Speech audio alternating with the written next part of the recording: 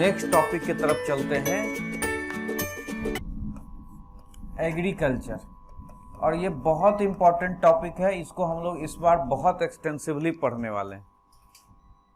शुरुआत हम लोग हम्बल तरीके से ही करेंगे, जो ज़रूरत है वो बेस बने कम से कम, लेकिन एग्रीकल्चर में नए कृषि कानून को हम लोग अच्छे से कवर करेंगे, अच्छे से समझेंगे, एमएसपी को अच्छे से समझेंगे। पहले पहले हम लोगों को एनसीईआरटी वगैरह में इन सब के थोड़े मोड़े हिंट मिल गए।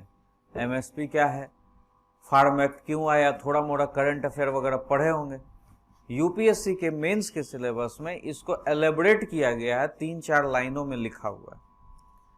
पक्का है कि मेंस में 1 नहीं तो 1.5 नहीं तो 2 क्वेश्चन एग्रीकल्चर से आएगा, इसलिए ये बहुत इंपॉर्टेंट, ठीक है। ये टॉपिक एग्रीकल्चर में सबसे पहले हम जो शुरुआत करते हैं वो यह कहते हैं कि why agriculture is important for us, why we are talking about agriculture. ये हमारे लिए कैसे इंपॉर्टेंट है, व्हाई एग्रीकल्चर इज इंपॉर्टेंट, क्यों आखिर यूपीएससी के सिलेबस में इतना इलेबोरेट करके इसको लिखा। तो विद्वान लोग कहते हैं, इकोनॉमिस्ट लोग कहते हैं कि भारत में जितनी समस्याएं हैं, प्रॉब्लम्स, वो सारे के सारे प्रॉब्लम्स गांव में दिखेंगे आपको। और अगर सॉल्यूशंस हैं उन समस्याओं के, तो वो सारे के सारे सॉल्यूशंस भी कहाँ हैं, गांव में। प्रॉब्लम्स भी वही हैं और सॉल्यूशन भी उसका कहाँ है, वही। गांव के पास कैपेसिटी है, लेकिन उसका हम लोगों ने यूज नहीं किया। गांव में हर तरह की दिक्कत, फाइनेंस की दिक्कत, रोड की दिक्कत, भुखमरी की दिक्कत, बेरोजगारी की दिक्कत, लेकिन इसका शहर में कोई उपाय नहीं। गांव के लोग यदि बेरोजगार हैं तो इसका मतलब यह नहीं कि शहर में उनके लिए रोजगार सृजित कर दिया जाए, सॉल्यूशन हो गया, ऐसा नहीं। गांव के लोग अगर बेरोजगार हैं तो उनको रोजगार कहाँ मिलना चाहिए, गांव में ही मिलना है। गांव के लोग अगर गरीबी हैं तो शहर में जाके मजदूरी करके पेट नहीं भरेंगे। गांव के लोग अगर भूखे हैं तो उनको गांव में ही खाना मिलेगा, और गांव में ऐसी कैपेसिटी है। इसका मतलब बड़े विद्वान कहते हैं, इकोनॉमिस्ट कहते हैं कि if problems are there, solution are also there. Solutions भी वही हैं,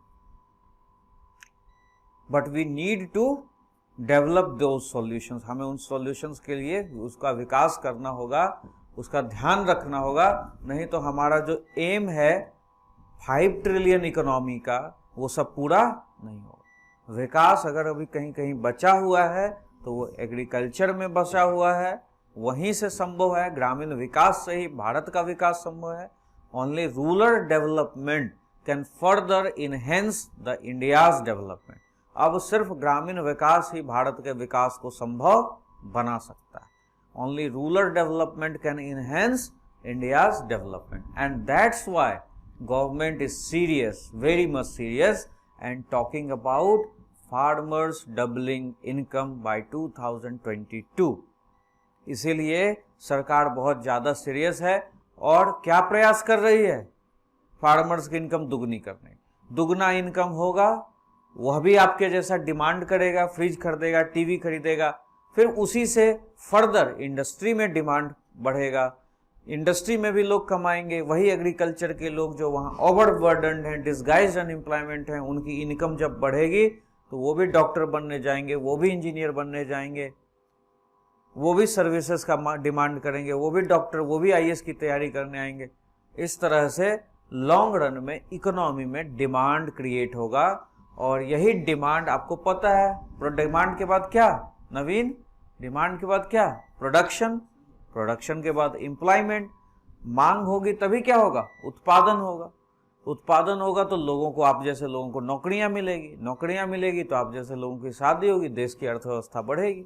शादी है तो बहुत खर्चा है, शादी है तो फिर बच्चा भी होगा, उसके लिए झुनझुना खरीदना पड़ेगा। डिमांड बढ़ते जाएगा, बढ़ते जाएगा, बढ़ते जाएगा। हाँ हाँ, बीवी के लिए भी खरीद लेना जाए मर, ठीक है। ऐसे ही डिमांड क्या होता है, बढ़ते जाता है, ऐसे ही अर्थव्यवस्था चलती है। क्लियर है? इसका मतलब अब रूरल डेवलपमेंट की तरफ हमारा ध्यान इसलिए गया है। That's why agriculture is important, that's why UPSC has elaborated so much of details about agriculture. इसीलिए एग्रीकल्चर हमारे लिए इंपॉर्टेंट। 60% से ज्यादा लोग एग्रीकल्चर में लगे हुए हैं। काम है वहां 2 लोगों की, लगे हुए हैं 5 लोग, और जिसकी वजह से गरीबी है, डिसगाइज अनएम्प्लॉयमेंट का प्रॉब्लम। और अगर गांव में उनकी जरूरतों को हम पूरा नहीं करते हैं, उनको रोजगार नहीं दिलवाते हैं, तो वही क्या होता है, निगेटिव माइग्रेशन जाता है शहरों की तरफ, और वहां अर्बनाइजेशन से जुड़े जितने प्रॉब्लम्स हैं, झुग्गी का डेवलपमेंट, आपके भारतीय शहरों के निर्माता हैं ये निगेटिव माइग्रेशन, शहरों को बनाते हैं यही, लेकिन झुग्गियां डेवलप करते हैं, गंदे तरीके से रहते हैं, शहरों में प्रदूषण का कारण होता है। पॉजिटिव माइग्रेशन होगा तो उनको अच्छे जगह क्वार्टर देके उनको रखा जाएगा। अगर उनकी डिमांड होगी तो those urban people will provide them facilities. अभी उनको दिन भर काम करते हैं, रात को फुटपाथ पे सो जाते हैं, और सलमान खान है ही फिर रात को फुटपाथ पर गाड़ी चलाने के लिए। इस तरह से नुकसान हो जाता है बेचारे गरीबों को। पॉजिटिव माइग्रेशन होगा तो उनको वहां सर्विसेज मिलेगी, और अर्बनाइजेशन के साइड इफेक्ट्स जितने हैं वो नहीं होंगे। शहरीकरण की अलग समस्या है, ये निगेटिव माइग्रेशन जो होता है उससे हमारे शहरों का भी विकास क्या होता है, हैम्पर्ड होता है, इन्वायरमेंटल डैमेज होता है, झुग्गियां बनती। इसका मतलब अगर गांव में प्रॉब्लम है तो सॉल्यूशन भी कहाँ है, गांव में। हमारे पास तो अब्दुल कलाम कह के गए पूरा, providing urban amenities in rural areas, और उससे कंसेप्ट भी हमने चलाया, हो रहा भारत निर्माण। चलाया या नहीं चलाया? हमने इलेक्ट्रिसिटी प्रोवाइड करने की कोशिश की, रूरल टेलीफोनी प्रोवाइड करने की कोशिश की, इरिगेशन की सुविधा देने की कोशिश की, सड़क बनाए, ये सारे प्रयास किए जा रहे हैं। हो रहा भारत निर्माण, किस गांव के लोग गांव में रुके, वहां उन्हें सेल्फ एम्प्लॉयमेंट मिले, उन्हें वहां वो जरूरत मिले जो वो शहर की तरफ भागते हैं, और इस तरह से उनका टेक केयर किया जाए गांव में ही, और वो गांव का डेवलपमेंट, गांव का जीडीपी बढ़ेगा, देश का जीडीपी बढ़ेगा, वहीं उनको रोजगार दिया जाए। तो गांव में पॉसिबिलिटीज क्या क्या है वो धीरे धीरे निकल कर आएगा। 11 पॉइंट स्ट्रेटेजी बनाया नीति आयोग कि कैसे ग्रामीण विकास हो, बहुत फेमस हुआ 11 पॉइंट स्ट्रेटेजी। अभी भी गूगल करोगे you will get some information. अगर पढ़ने का मन करे तो रीड करना, you will get information, ideas कि how to develop agriculture. 11 point strategy NITI Aayog. Dalvi समिति का रिपोर्ट आया, डबलिंग फार्मर्स इनकम बाय 2022। उन्होंने कहा क्या क्या किया जाना चाहिए एग्रीकल्चर के विकास के लिए। तो ये सिलसिला तो हम देखेंगे ही कि ग्रामीण विकास के लिए क्या क्या चीजें की जा रही हैं। हमारी शुरुआत हुई कि गांव का विकास आखिर जरूरी है क्यों, why everyone is talking about agriculture. आज जितने सुसाइड्स एग्रीकल्चर में हो रहे हैं उतने सुसाइड्स कहीं नहीं हो रहे, इसलिए हम लोग एग्रीकल्चर की बात कर रहे हैं। अगर एग्रीकल्चर में सुसाइड नहीं होता, एग्रीकल्चर में प्रॉब्लम्स नहीं होती, सभी के पास इनकम होता, कोई नहीं मरता, एग्रीकल्चर वाले लोग यूरोपियन टूर पे जाते, तो हमारे एग्रीकल्चर के लोगों की बात कर रहे होते। बेचारे एक वक्त की रोटी के लिए सोचते हैं, एक टाइम खाया तो दूसरे टाइम के लिए सोचते हैं। तो कंसर्न है, नीड ऑफ द आवर है, इसलिए हम एग्रीकल्चर की बात कर रहे हैं। 2 रुपए दाल महंगा हो जाता है, 10 रुपए 20 रुपए 30 रुपए तेल महंगा हो जाता है, तिल मिला जाते हैं लोग, सरकार बदल देते हैं। यहां प्याज जो है सरकार गिरा देती, तेल भी सरकार गिरा सकती है, और बढ़ा दो, 100 रुपया और बढ़ा दे मोदी, पता नहीं, हो सकता है अगर 100 रुपया तेल बढ़ जाए और दाम, तो सरकार भी गिर सकती है। जब प्याज 30 रुपये 50 रुपये महंगा हो गया तो यहाँ सरकार गिर गया। तो तेल भी तो किचन का आइटम है, कैसे खाएंगे पकौड़ा। पहले तो कहते थे वही पकौड़े बेचिए, तो पकौड़ा भी बेचना मुश्किल है, लोग पकौड़ा खाना बंद कर देगा यार, तेल इतना महंगा हो गया। महंगाई, इन्फ्लेशन कहां से है, जुड़ा हुआ है या नहीं जुड़ा हुआ एग्रीकल्चर से। एक बार प्रोडक्शन कम हो जाए, एक बार कृषि पर ध्यान मत दो, महंगाई आसमान छूने लगेगी। देश की अर्थ इन्फ्लेशन पढ़ाया ना, समझे? इन्फ्लेशन, महंगाई अगर होगी, महंगाई अगर बढ़ते जाएगी, एक बार अगर हाथ से अर्थव्यवस्था निकली तो फिर संभालना मुश्किल। महंगाई डिस्करेज करती है हमारे इन्वेस्टमेंट को। इन्फ्लेशन क्या पढ़ा ना ये सब, इन्फ्लेशन हमारे इन्वेस्टमेंट को भी डिस्करेज करेगी, धीरे धीरे प्रोडक्शन हैम्पर करेगा। लॉन्ग रन में जो बीओपी वगैरह हैम्पर हुआ सो हुआ है।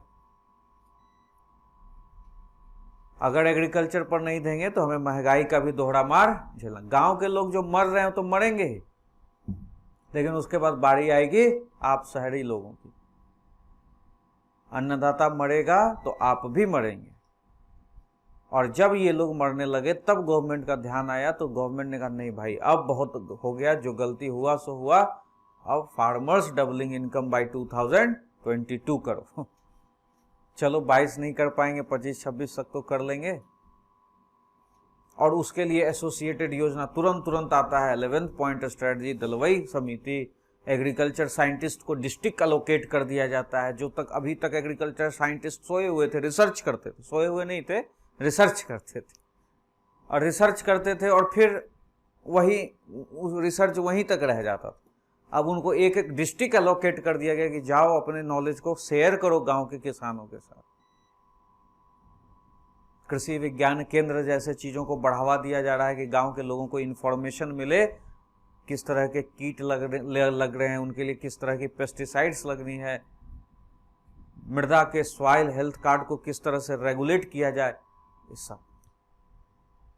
इस तरह से हम लोग इस पे रोड मैप पे काम कर रहे हैं। इसका मतलब समझ में आया व्हाई एग्रीकल्चर इज इम्पोर्टेंट।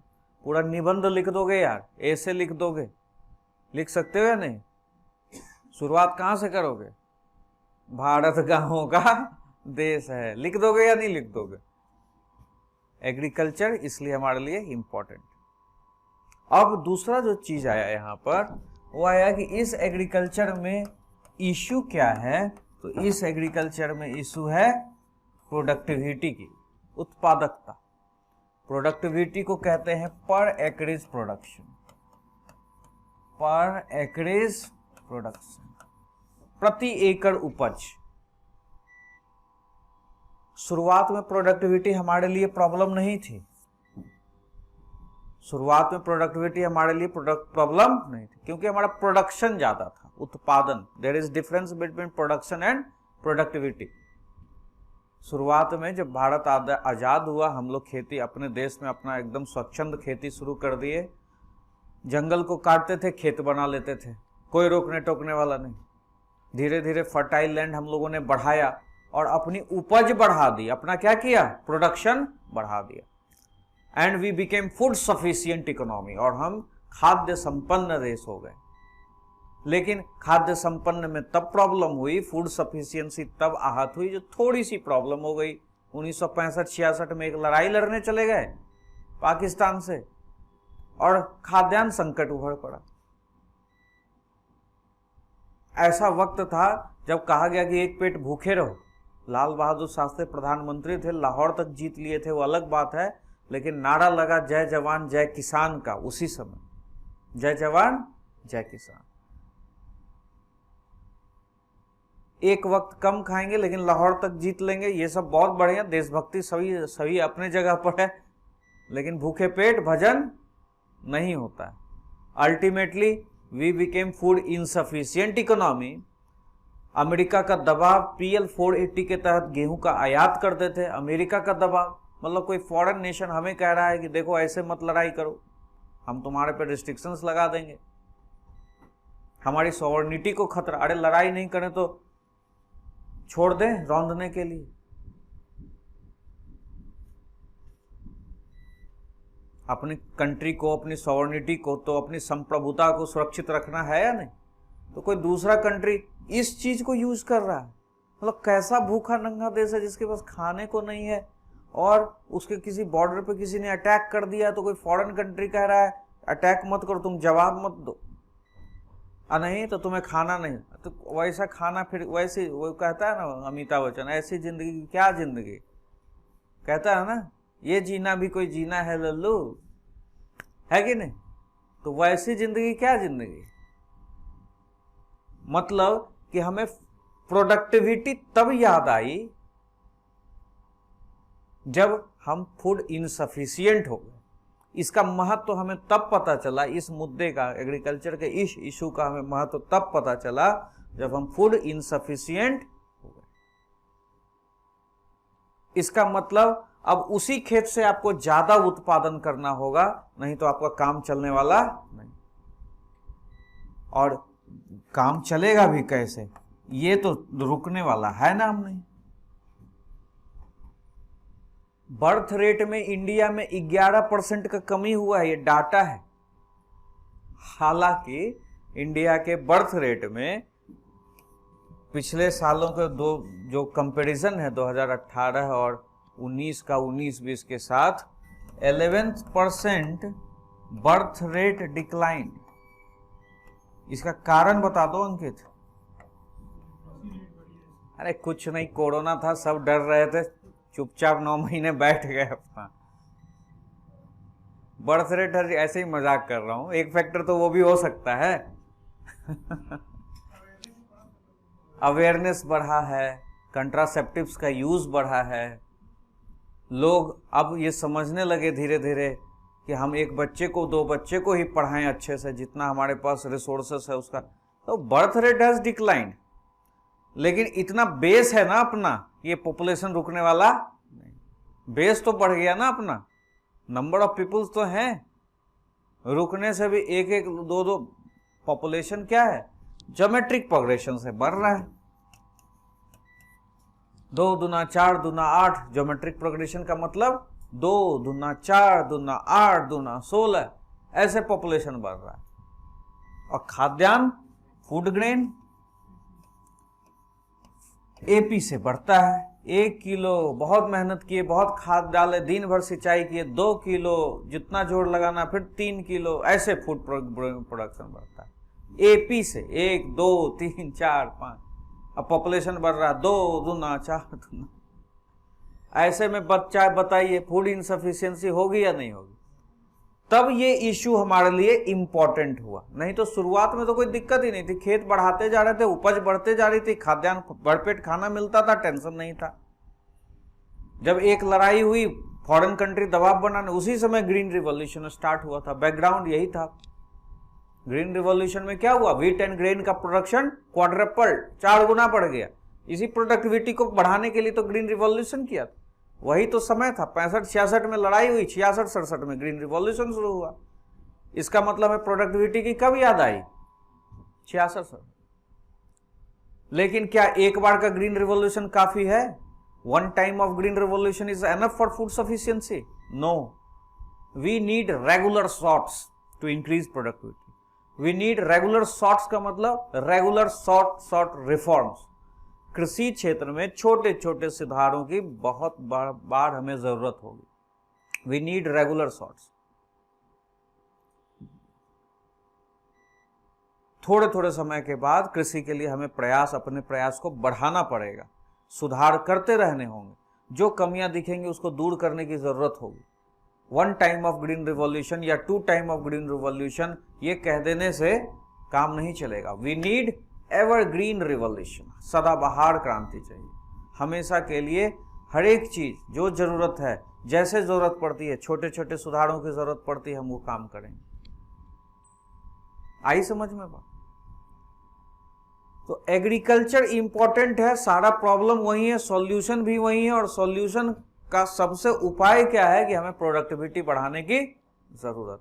अगर प्रोडक्टिविटी बढ़ती है, लोगों की इनकम बढ़ती है, वो भी शिक्षा स्वास्थ्य लेंगे, वो भी शहरों की तरफ माइग्रेट होंगे, पॉजिटिव माइग्रेशन होगा, डिस्गाइज्ड अनएम्प्लॉयमेंट दूर होगा। अपना सपनों का देश जो है, गांव का देश, जो भारत जो है, जो कहते हैं गांव का देश है, तब वो स्वर्णिम होगा। गोल्डन एरा में हम प्रवेश करेंगे। और जो वो अमरीश पुरी गाना गाता है जी, शाहरुख खान वाले मूवी में, कौन सा है मूवी वो? नहीं, जो ट्रेन में आ रहा है वो लंदन से, अरे काजोल है उसमें, दिल वाले दुल्हनिया ले जाएंगे। उसमें जब वो आता है विदेश से और सरसों के खेत में, नहीं सरसों के खेत में पीले पीले फूल हैं, गांव की लड़कियां दुपट्टा लेके दौड़ रही हैं खेतों में, सरसों के खेत में। थोड़ा सर्च करो DDLG का वो गाना, बहुत सुंदर गाना है वो। गांव से संबंधित है गाना, मुझे वो बहुत पसंद है लेकिन मैं भूल जाता हूं, लेकिन बताना मुझे जरूरी है। सर्च करो DDLJ सॉन्ग, सर्च करो, देखो मिलेगा उसमें।